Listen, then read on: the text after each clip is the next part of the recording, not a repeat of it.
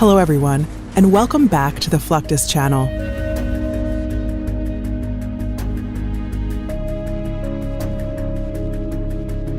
For more than a century, ships have been made of high-quality steel and further strengthened with materials designed to drastically reduce corrosion and degradation.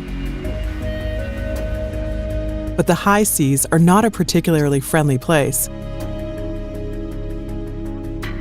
And with time, even the most well-built ships inevitably meet their end.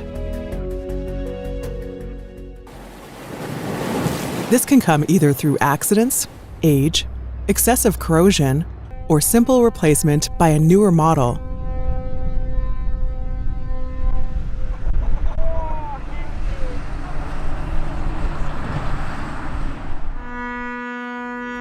But what exactly happens to these gigantic ships when they eventually outlive their usefulness? And where do they end up when they are decommissioned? Indeed, no matter the state of a ship at the time of its decommissioning, it can still be sold with a hefty price tag due to the high demand for its recyclable components. A ship takes between 2 weeks and a year to dismantle. This usually entails long, tedious, and hazardous work, requiring thousands of laborers and man-hours.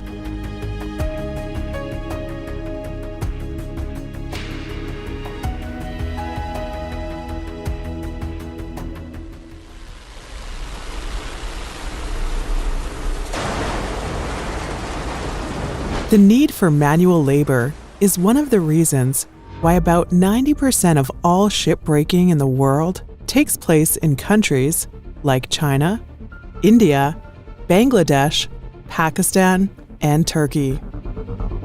In fact, a laying shipbreaking yard in India demolishes a full 30% of the world's decommissioned ships on its sprawling 153 yards, developed on a 7-mile-long coast in Bhavnagar district.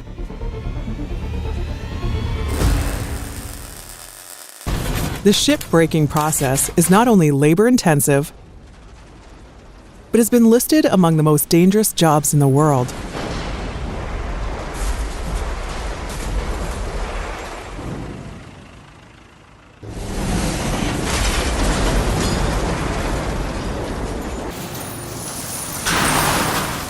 Techniques vary from country to country and even yard to yard, but generally involves running the ship aground to allow for easier access. Once in place, workers go about salvaging every valuable material in the ship's structure.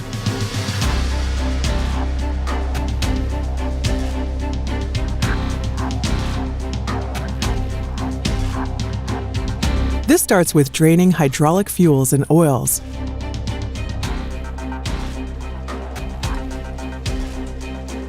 Next comes the removal of installed wiring and non-ferrous parts.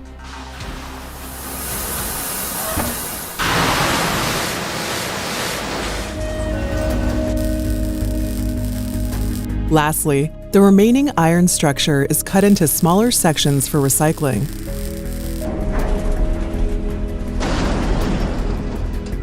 It can take 50 laborers 3 months to break down an average cargo vessel weighing around 40,000 tons.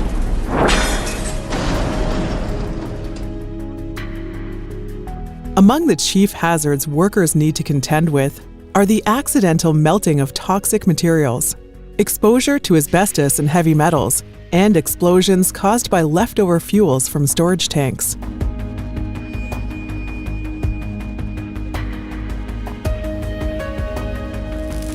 Even full collapses can sometimes occur due to the haphazard way in which workers break down the vessels.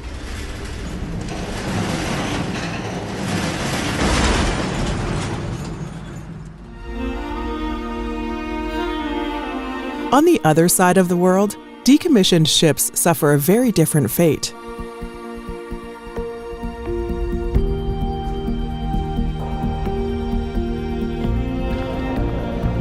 In the Western Hemisphere, old ships are often sunk to create artificial reefs.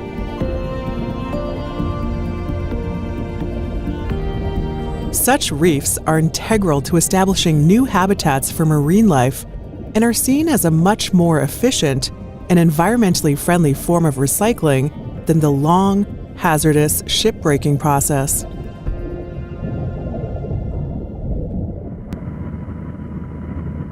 The U.S. Navy has found a way to maximize the benefit of these sinking exercises through its SINKEX program, which involves the use of decommissioned warships for live fire or torpedo practice, after which the ships are sunk.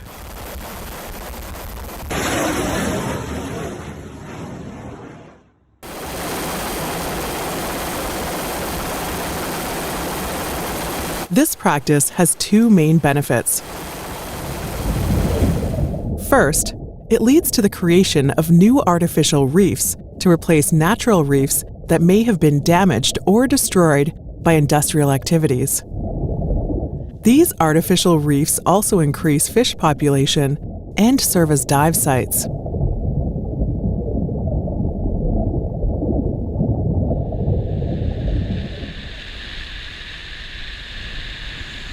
Secondly, the live fire and torpedo exercises give the naval crews a training experience that closely resembles real-life combat situations.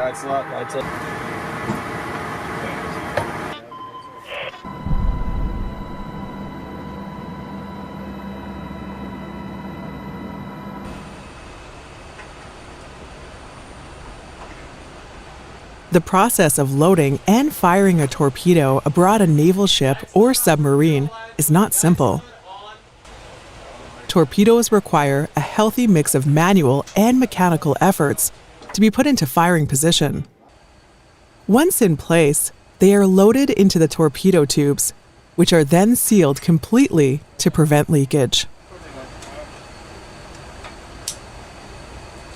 These torpedo tubes are then flooded so that the torpedo can be fired without any friction as it enters the water and speeds towards its target.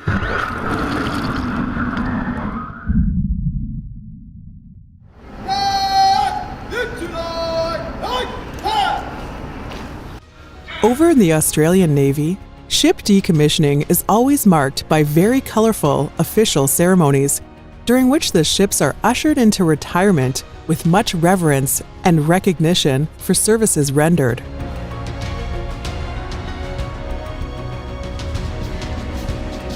This was very evident during the decommissioning of HMAS Sydney in February 2015.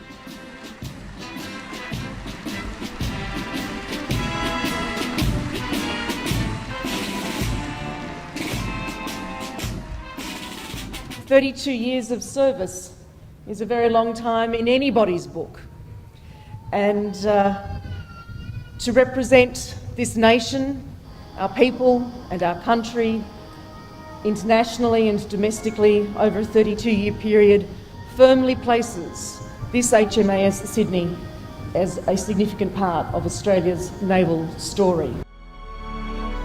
Even the more recent decommissioning of HMA ships Paluma and Mermaid by the Royal Australian Navy in September 2021 was commemorated ceremoniously. With equal flamboyance, some decommissioned ships of the U.S. Navy end up as displays and exhibitions in museums and other display arenas. This is the fate of the USS Alabama. Assigned to a museum in the U.S. state that bears the same name.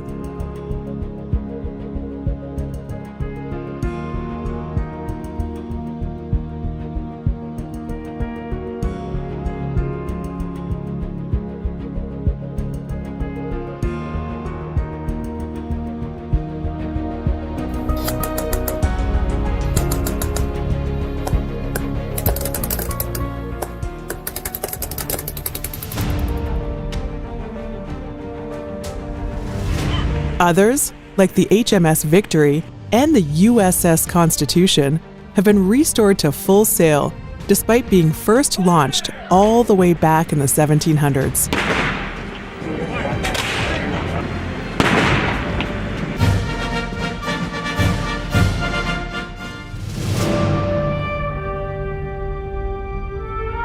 Unfortunately, not all ships end up the same way. Many are simply redirected to ship graveyards, where they sit abandoned. Far from the huge scrap operations of India and Bangladesh. The owners of these yards primarily use the buried boats for spare parts, since breaking them down completely will be very costly and risky.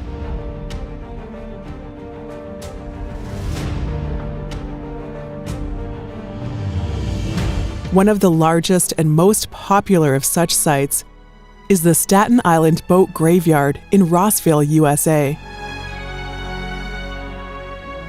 This yard hosts between 100 to 400 vessels, including the USS PC-1264, the first warship of its type to be manned by an all-African-American crew in 1944.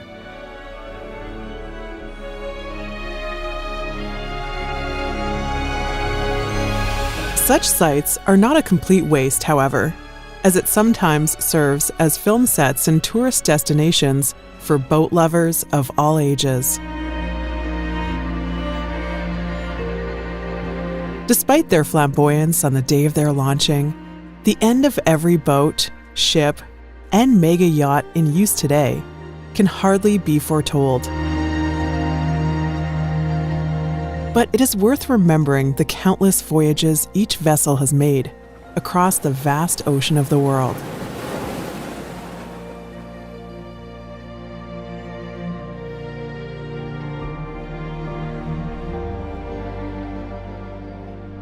That's the end of this video. I hope you enjoyed it. Make sure to subscribe to this channel so you don't miss any of our new content. See you next time.